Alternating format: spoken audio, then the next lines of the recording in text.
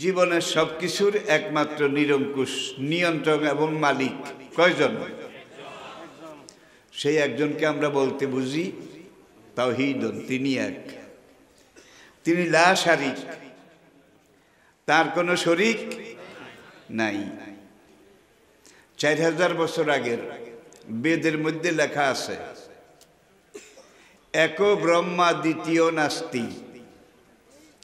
সৃষ্টিকর্তা একমাত্র এক, একক, ছিলেন, আছেন, থাকবেন।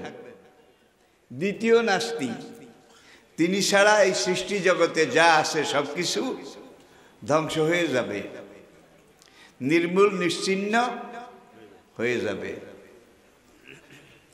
কোরআনে পাকের একটা আয়াতের অন্তত গন্ধ আছে, কুল্লু মান আলাইহা ফান ওয়া ইয়াবকা ওয়াজহু রাব্বিকা যুল জালালে। ঐতিহ্যবাহী এই তাওহীদি কাফেলা, জায়গাটার নাম হাজিয়ান। ইসলামের 5টা স্তম্ভ, 5টা রকম: কালেমা, নামাজ, রোজা, হজ, যাকাত। ইসলামের যে 5টা পিলার, ভিত্তি, তার মধ্যে সালাত সাওমের পরে হজ গুরুত্বপূর্ণ। সালাত প্রতিদিন আদায় করতে হয় নির্ধারিত সময়ে। সাওম বছরে একবার নির্ধারিত সময়ে পালন করতে হয়, ফর সেলফ রেকটিফিকেশন। একজন মুমিনের তাজকিয়ায়ে নফস, আত্মশুদ্ধির সবচাইতে মোক্ষম আল্লাহ কর্তৃক নির্ধারিত যেই মাধ্যম, যেই প্রচেষ্টা, যেই সাধনা, সেটার নাম হলো সাওম বা রমাদান। সালাতের সঙ্গে আছে যাকাত। নফসকে পবিত্র করার সাথে সাথে সম্পদ, এটাকে পবিত্র করা, যাকাত আপনারা জানেন। হজ আহাদুম মিন আরকানিল ইসলাম, ইসলামের পঞ্চভিত্তি, 5টা খুঁটি, 5টা পিলারের একটা, কি? হজ। আমি যতদূর জেনেছি এই হাজিয়ান ছোট্ট একটা এলাকা, কমিউনিটি, এখানে অনেক হাজি ছিলেন, অনেক হাজি। ইসলামের কোন এক যুগে, কোন একটা সময়ে একদিকে আলেম ওলামা অসংখ্য ছিলেন, আল্লাহর ঘর বাইতুল্লাহ জিয়ারতকারী, তওয়াফকারী হাজিদের সংখ্যা অনেক বেশি ছিল। এখান থেকেই নামটা হাজিয়ান, হাজিদের এলাকা। আলহামদুলিল্লাহ, আল্লাহ পাকের শুকরগুজারি করি। এটা আমার পর্যবেক্ষণ, জানি না, আবার অন্য কিছু হতে পারে। হাজি থেকে হাজিয়ান, এত ছোট্ট এলাকার মধ্যে এত হাজি, বাংলাদেশে অন্য কোথাও আসে কিনা, ছিল কিনা সন্দেহ। তাইলে এই জায়গাটা ঐতিহ্যের ধারক এবং বাহক। প্রাকৃতিকভাবে প্রকৃতির সুষমা মণ্ডিত, পাহাড় সমতল, এই দুইটা মিলিয়ে সমন্বিত একটা এলাকা। মাতামুহুরি বিধৌত, পাহাড় পর্বত, গাছ গাছালি, পাখালি সমৃদ্ধ। এই এলাকাটা প্রকৃতির একটা লীলা নিকেতন। আমাদের দেশে একটা কথা বলে, কোনো কিছু বেশি পারফেক্ট, বেশি সুন্দর হলে বলা হয় আল্লাহ নিজের হাতে,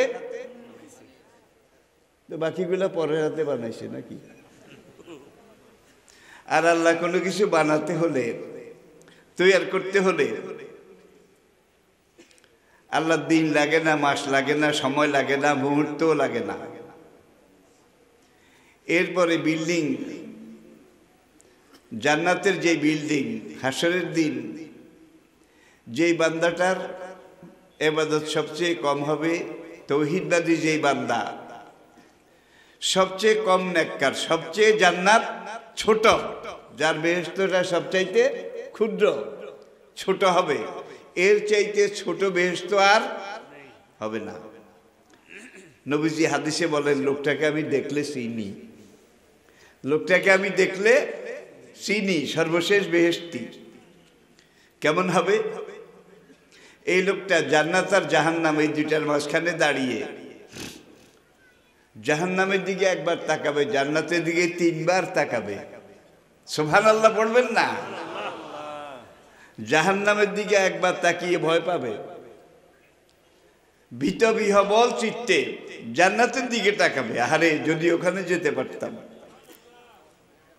মহান রব জিজ্ঞাসা করবেন, ওই বেটা কদম আলী, তুই এখানে একা একা দাঁড়িয়ে, ফারিকুন ফিল জান্নাতে ওয়া ফারিকুন ফিস সাইর, জান্নাতীরা জান্নাতে চলে গেছে, জাহান্নামীরা তুই এখানে একা দাঁড়িয়ে ভেবাস একা খেয়ে এইদিকে এইদিকে কি দেখিস?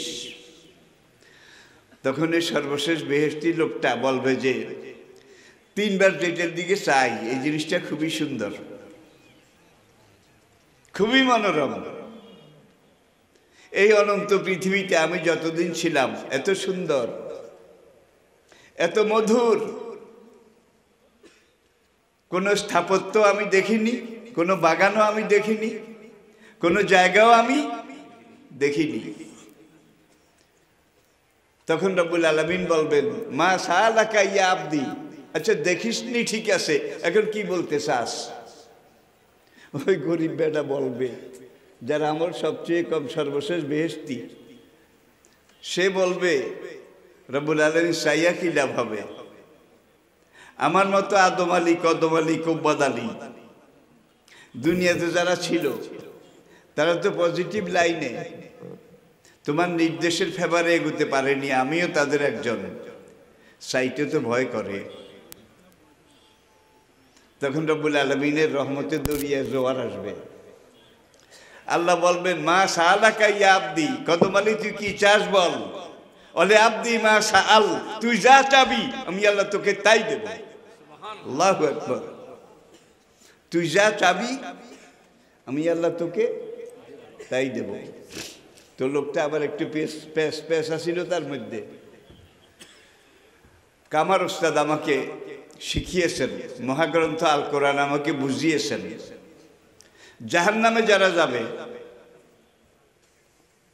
শুধু মুশরিক ছাড়া, আল্লাহর সাথে শিরকি যারা করেছে তারা ছাড়া, শিরকির গুনাহ ছাড়া অন্য যত গুনাহ আছে, গুনাহগার আছে, তাদের সবাই একটা সময় জাহান্নামের জেল খেটে সেখান থেকে মুক্তি পাবে। কিন্তু ইয়া বুনাইয়া লা তুশরিক বিল্লাহ, সূরা লোকমান, হাকিম লোকমান, ওলি লোকমান তার সন্তানকে বলছেন, ইয়া বুনাইয়া, বাবা ছেলে আমার, আর কিছু করো না, করো খবরদার আল্লাহর সাথে কাউকে শরীক করো না। ইন্না শিরকা লা যুলমুন আযীম, শিরকি হচ্ছে সবচাইতে মারাত্মক, ক্ষমার অযোগ্য গুনাহ। আল্লামা খাকানি রহমতুল্লাহ আলাইহি এই আয়াতের ব্যাখ্যা দিতে গিয়ে লিখেছেন, হাসরের দিন একটা পাপী গুনাহগার মানুষের গুনাহ পাপের পরিমাণ এত বেশি হবে, তার পাপের স্তূপ হাসরের জমিন থেকে আসমান পর্যন্ত উঁচু হয়ে যাবে। তার গুনার স্তূপ, এটাকে আপনারা কি বলেন? স্তূপ, তাল, তাল, গুনার তাল, পাহাড় আসমান পর্যন্ত উঠে যাবে, এত গুনাহ হবে। কাল আল্লাহ তাআলা, নবীজি ইরশাদ করেছেন, আমার আল্লাহ আমাকে বলেছেন, এই গুনাহগার পাপী বান্দাটার আসমান পরিমাণ গুনাহ, এই সব গুনাহ মাফ করে দিয়ে এই গুনাহগার বান্দাকে জান্নাতে দেওয়া আমি আল্লাহর উপরে ওয়াজিব হয়ে যাবে, যদি আমি আল্লাহর সাথে কাউকে শরীক না করে থাকে। বাস আলাদা হয়ে গেছে। তাহলে সব গুনাহ মাপ পাওয়ার একটা আশা আছে, সে আসমান বরাবর হোক। নাসিয়া আদম ফানাসিয়া ইবনাহু। নবীজি আমাদেরকে শিখিয়েছেন, বুঝিয়েছেন, আদম ভুল করেছেন, আদম সন্তানরা ভুল করবে, এটাই বাস্তব, এটাই স্বাভাবিক। আপনি যদি কোনো পাপ গুনার কাজের নিয়ত করেন, আল্লাহ বাম কান্দের ফেরেশতাকে তখন বলেন স্টপ, কলম ধরিও না, লিখিও না, আমার গুনাহগার বান্দা আকাম এইটা, সুদ ঘুষ জেনা ব্যভিচার হত্যা ছিনতাই এই গুনার কাজের নিয়ত করেছে, কাজটা তো এখনো করেনি, নাও তো করতে পারে, স্টপ, কলম টলম ধরো না, কোনো কিছু লিখো না। যখনই ওই লোকটা ওই গুনার কাজটা করে ফেলে, তখন আল্লাহ বলেন তার খাতার বাম দিকে, বাম দিক বুঝছেন তো, একটা লাল দাগ দাও, একটা গুনার বদলে একটা রেড স্পট, লাল দাগ দাও। এর বিপরীতে আমার এই বান্দা যদি একটা নেক কাজের নিয়ত করে, কাজটা এখনো করেনি, সঙ্গে সঙ্গে আল্লাহ ডান দিকের ফেরেশতাকে বলেন তার ডান দিকে আল্লাহ নূরের একটা মার্ক, একটা নম্বর দিয়ে দাও। আর যখন বান্দা ওই নেক আমলটা, নেক কাজটা করে শেষ করে, ফালাহু আশরু আমসালিহা, নবীজি বলেন তখন আল্লাহ ওই ডান দিকের ফেরেশতাকে বলেন তার ডান দিকে 10টা নেকি লিখে দাও, বাম দিক থেকে 10টা গুনাহ মুছে ফেলো। আল্লাহু আকবার।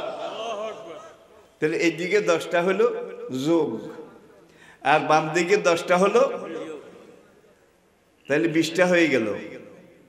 এরপরেও যদি আমরা জাহান্নামে যাই, তাহলে দোষ কি আল্লাহর? এই যে জেনারেল গ্রেস আল্লাহ পাক বনি আদমের জন্য, আমাদের জন্য দিয়ে রেখেছেন, এটা কি এখনো খোলা আছে না, নাকি ক্লোজ হয়ে গেছে? খোলা আছে, কিয়ামত পর্যন্ত খোলা। মহান রব বলেছেন যে ব্যক্তি কোনো নেক আমল করবে তাকে কমপক্ষে 10 গুণ পুরস্কার দেয়া হবে, আর যদি শয়তানের প্রতারণায় প্ররোচনায় কোনো গুনাহ করে, তাকে একটা গুনার বদলে, একটা পাপের বদলে একটা গুনাহ লিখা হবে। প্রিয় ভাইয়েরা, আসুন, আমি তাওহীদ বলছিলাম, তাওহীদ একত্ববাদ।